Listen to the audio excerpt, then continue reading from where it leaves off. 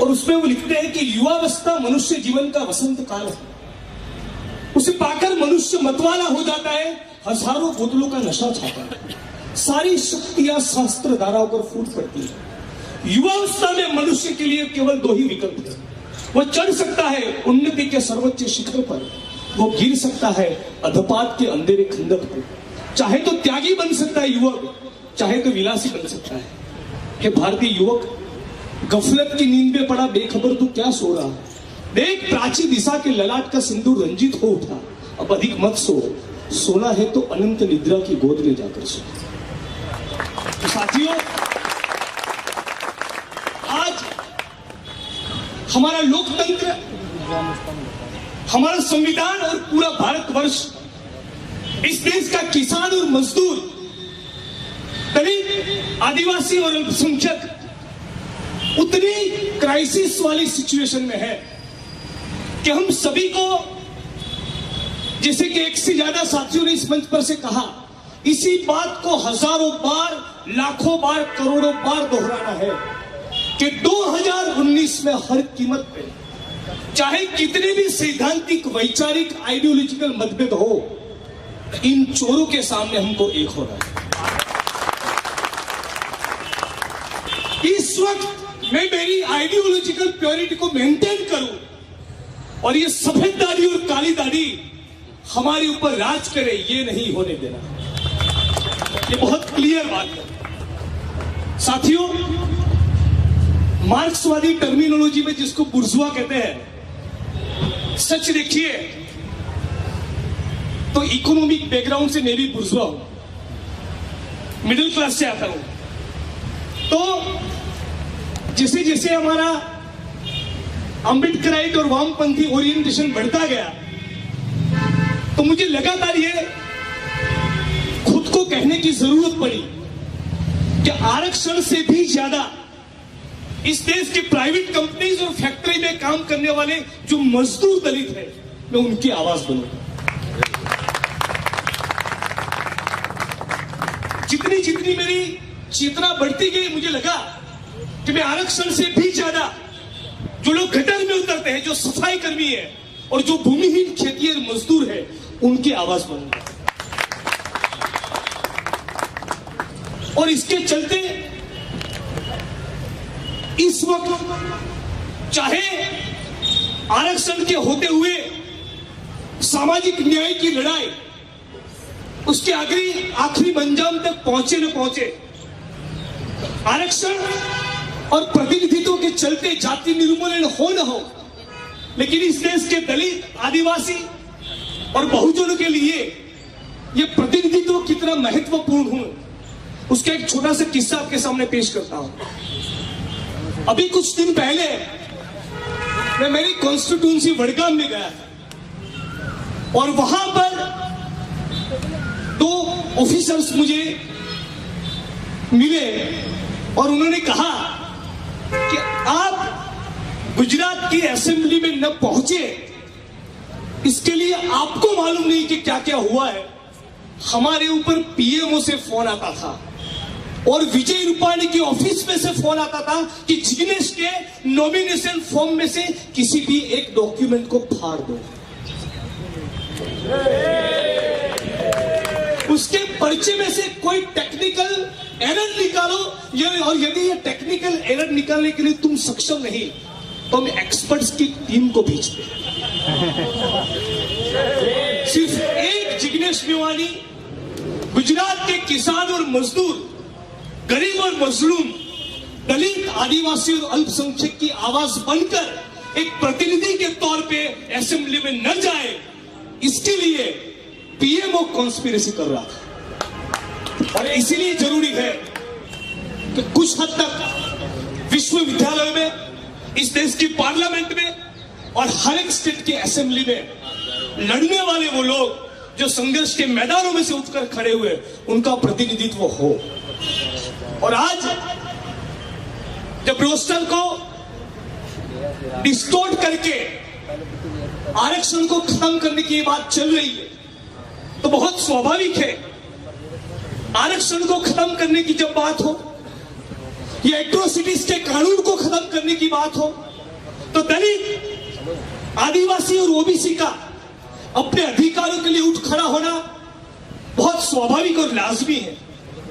लेकिन यहां पर जो non Dalit, non Muslim, non tribal students खड़े हैं, उनसे मेरी अपील है कि जब प्रोफेसर रतनलाल और जिग्नेश, शरद यादव जी और अली अनवर जी जब आरक्षण बचाने की बात करें, तो हमसे 1000 गुना ताकत के साथ में मिलकर आप ये मुद्दा उठाना कि 2 करोड़ युवा को जो रोजगार देना था उसका क्या हुआ।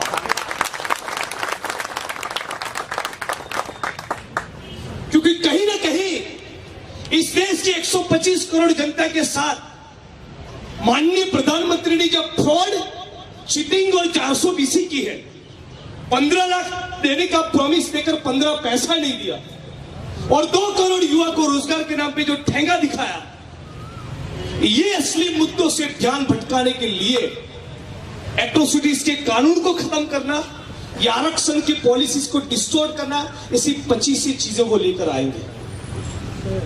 और उस वक्त हमारी जिम्मेदारी बनती है कि जिस स्पिरिट और जज्बे के साथ हम ऊना और सहारनपुर की बात करें, जिस स्पिरिट और जज्बे के साथ हम आरक्षण बचाने की बात करें, उससे 1000 गुना स्पिरिट और ऊर्जा के साथ ये सवाल खड़ा करेंगे कि 2 करोड़ युवा को रोजगार क्यों नहीं मिला।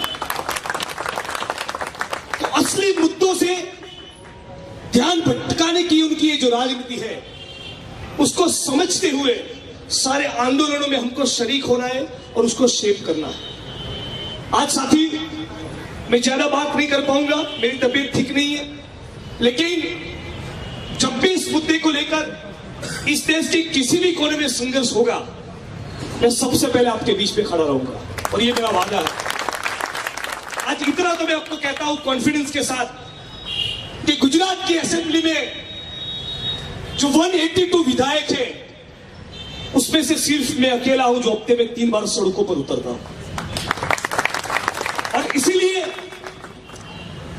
पिछले हफ्ते जब मैं जयपुर गया, तो जाते ही एयरपोर्ट में मेरे हाथ में एक पर्चा थमा दिया गया कि जिग्नेश भाई, पूरे प्रदेश के लिए नहीं, आपके लिए धारा 144 लगी है, आप नागौर डिस्ट्रिक्ट में पैर नहीं रख पाओगे। ये रहा पर्चा।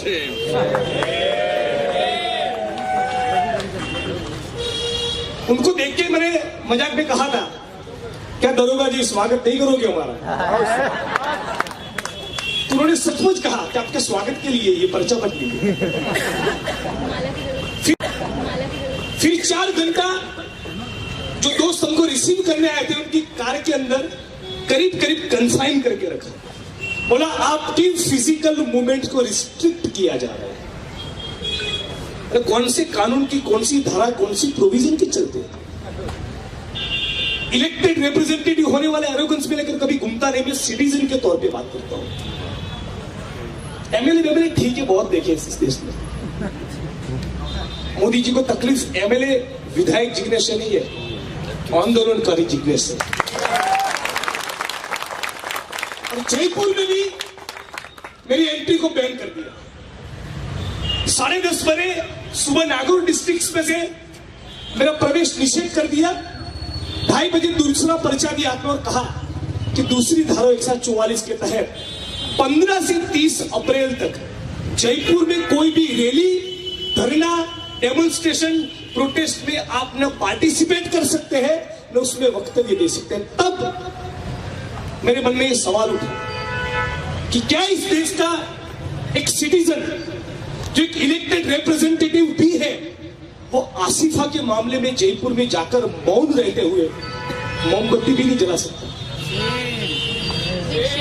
ये हमारे संविधान की हालत करके रखी। तो साथियों, आपके बीच में जिन युवा साथियों ने बात रखी और जिस जज्बे के साथ बात रखी, उस जज्बे को, स्पिरिट को मैं सलाम करता हूं। आप सभी युवा साथियों को अपील करता हूं कि इस वक्त इस देश में इज्म के झगड़े में पड़ने के बजाय एक टारगेट हम लेके चले, इनको हराना है। 2019 में उनको गिराना। इस वक्त उससे बड़ा कोई इज्म या बात नहीं है। मैं यहां तक भी कह दूं कि संघ और भाजपा को 2019 में रोकने से चलते कोई क्वालिटेटिव चेंज नहीं होगा, कोई बात नहीं ना हो,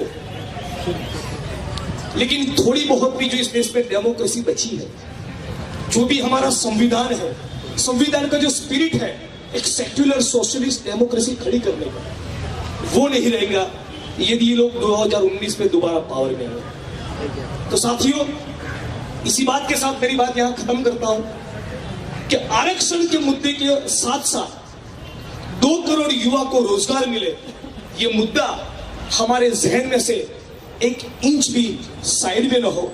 ये वो असली मुद्दे हैं जिनको दबाने के लिए, जिनको छुपाने के लिए कभी गाय के नाम पे राजनीति होती है, कभी लव जिहाद की बात होती है, तो कभी घर वापसी की बात होती है। मुझे लग रहा है कि ये मुद्दा भी हमको उठाना चाहिए कि इस देश के स्कूल्स में प्राइमरी टीचर्स और हायर प्राइमरी टीचर्स की कम से कम 10 लाख पोस्ट वैकेंट है, 5 लाख से ज्यादा पोस्ट वैकेंट है मेडिकल ऑफिसर्स और डॉक्टर्स।